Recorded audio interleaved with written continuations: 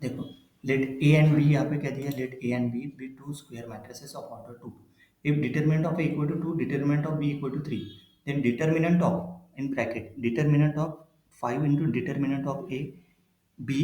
Bracket complete bracket, फिर bracket के बाद ए स्क्वायर, फिर ये पूरे इसका डिटरमिनेंट मतलब पहले ए स्क्वायर,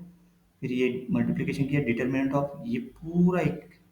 उसके अंदर five determinant of A B, A square equal to to the power A, three to the power B, five to the power C for all,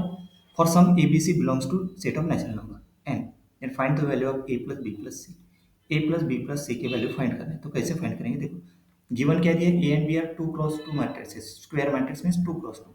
of order two, determinant A क्या दिया to, determinant of B क्या दिया three, तो इसका solution देखो please. Okay, let A and B be two square matrices of order 2. Clear? So we are given determinant of A equal to 2, determinant of B equal to 3. We need to evaluate the expression determinant of this whole expression. Express it in terms of, in the form of 2 to the power A, 2, 3 to the power B, 5 to the power C into into. तो यहाँ से ABC की value निकल जाएगी। तो find the value of ABC, finally the sum of them to find A plus B plus C। End में आपको ये फाइंड करना है A plus B plus C।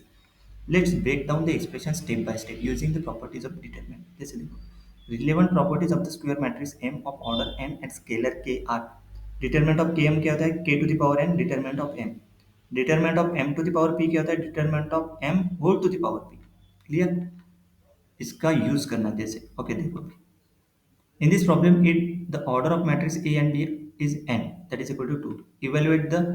मतलब नहीं कि n equal to 2 मतलब ये k to the power n ना, तो n की वैल्यू क्या आ जाएगी 2, evaluate innermost determinant मतलब determinant of A क्या दिया है given 2,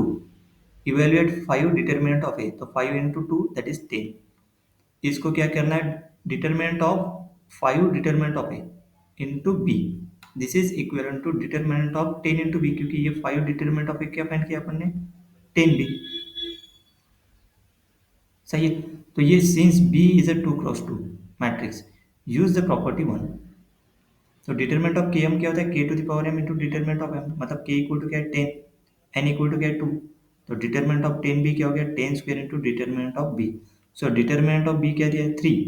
तो डिटरमिनेंट ऑफ 10 बी क्या हो गया 10 100 इंटू 3 मतलब 300। नाउ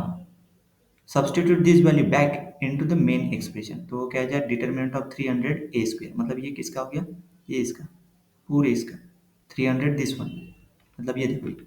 जो फाइंड करना है ना अपने को, ये देखो ये पूरा बी तक नहीं है 300 हो गया। अभी determinant of 300 into A square, देखो नेक्स्ट मैंने 300 इंटू ए स्क्वायर, फिर से वही फॉर्मूला के इक्वल टू 300 डिटरमिनेंट ऑफ के इंटू ए स्क्वायर, के बाहर निकल गया ऑर्डर टू के हिसाब से, तो देखो A square is also two cross two matrix, वो use the property one again, जो प्रॉपर्टी वन है ना के, कौन से ये के to the power N determinant, तो यहाँ पे के टू द पावर एम नहीं है, यहाँ पे क्या के इक्वल टू 300 है एन इक्वल टू 2 है, सो ये 300 बाहर निकल गया तो 300 स्क्वायर हो गया, डिटरमिनेंट ऑफ ए स्क्वायर हो गया। Evaluate determinant of A square, अभी देखो सेकंड प्रॉपर्टी का यूज करेंगे। सेकंड प्रॉपर्टी क्या है determinant of M to the power P equal to determinant of M whole to the power P, M equal to क्या है यहाँ पे ए और पी इक्वल टू क्या है 2, तो determinant of A square equal to determinant of A whole square, but determinant of A given क्या दिया है 2, so determinant of A square क्या बन जाएगा 2 square that is equal to 4। अब ये पूरा पुट कर देंगे, मतलब determinant of 300 into A square equal to 300 square है ना, यहाँ पे देखो 300 square into determinant of A square, इसकी वैल्यू क्या है 4, यहाँ पे पुट कर दी। अगेन ये determinant of then last substitute this value back into the expression from step 4, मतलब नहीं क्या देखो अपन ने क्या फाइंड किया, मतलब है ये पूरा फाइंड किया डिटरमिनेंट से लेके ए स्क्वायर तक, अभी इसमें ये पुट कर देंगे क्या निकला है वो 300 स्क्वायर है ना। स्टेप नंबर 6 देखो 300 determinant of 300 into A square, ये आ गया 300, 300 स्क्वायर इंटू 4,